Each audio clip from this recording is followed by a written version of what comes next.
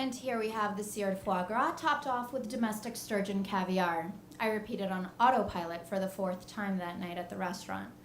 I was 22, graduated into the worst economic recession of our time, and my father had conveniently abandoned the family in a really nasty divorce. In true flight or fight response, I booked a one-way ticket to Vietnam, and I was just counting down the days to get the fuck out of Atlanta.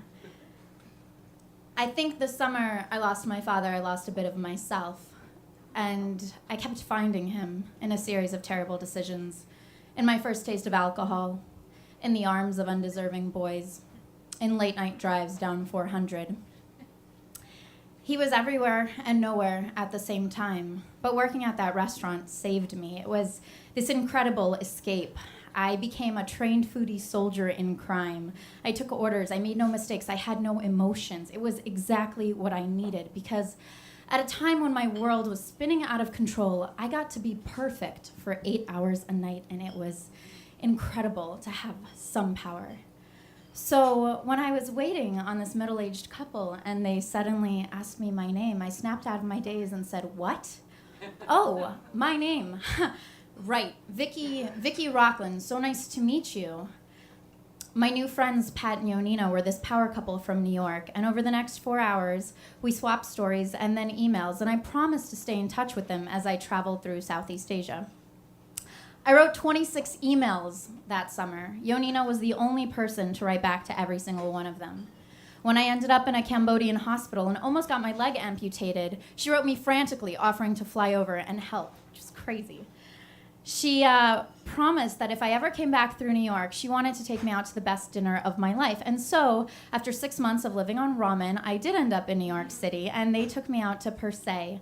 And I had the most incredible meal of my life. I had just lost a father. She was never able to have children. I was broke, living on my sister's couch, decked out in my backpacking clothes to work every day.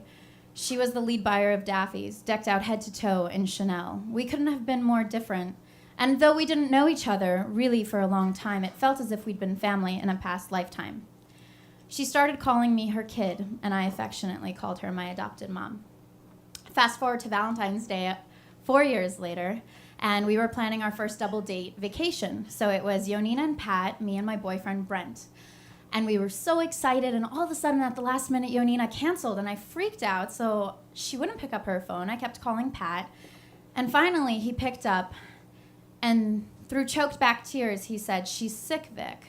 I was like, "Okay, let's get her antibiotics. What's the problem? You guys have a personal doctor."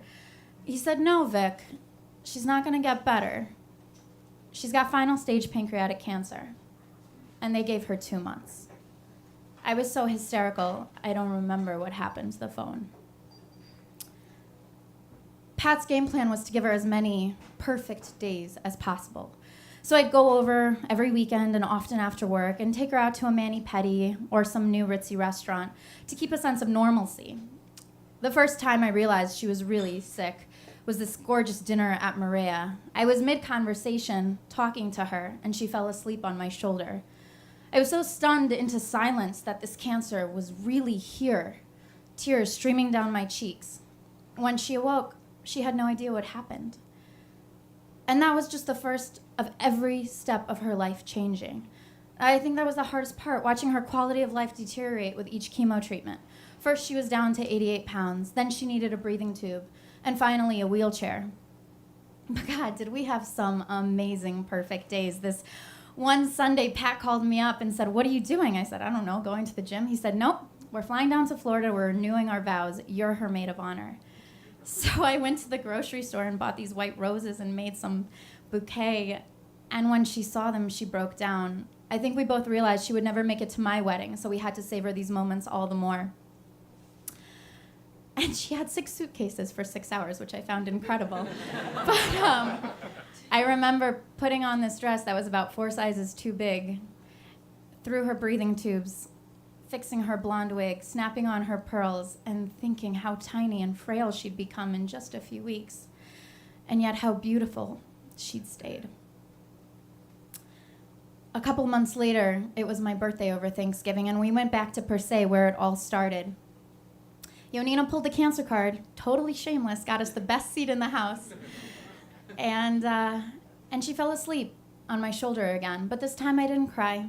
I smiled. I pressed her cheek against mine and continued to talk to Pat about World War II history like it was the most natural thing in the world.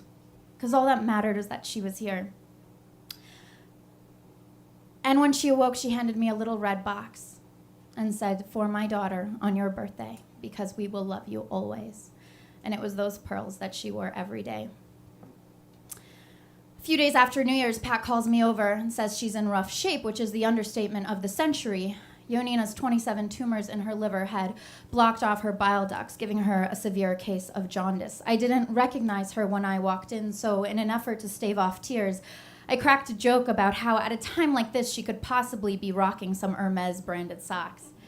She laughed, and though we were feeding her water through a turkey baster, she had the spunk to reply back, "They're fake from China." And the whole room roared with laughter. That was our Yonina. So I spent the next 5 days rubbing her feet, telling her how much she meant to me, that I would save a seat for her at my wedding, that I would take care of Pat for the rest of my life, that I would name my firstborn after her, and she squeezed my hand each time, too weak to talk.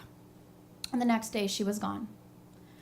The woman that made me a lady, the woman that proudly called me her daughter when my own father willingly walked away, was gone forever.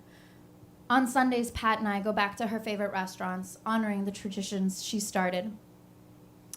And I always make sure to talk to my waitress, wondering how differently my life would have been if she hadn't talked to hers.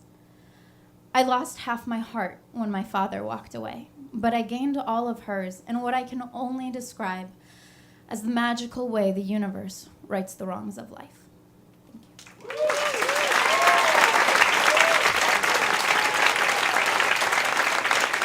Victoria Ronkland.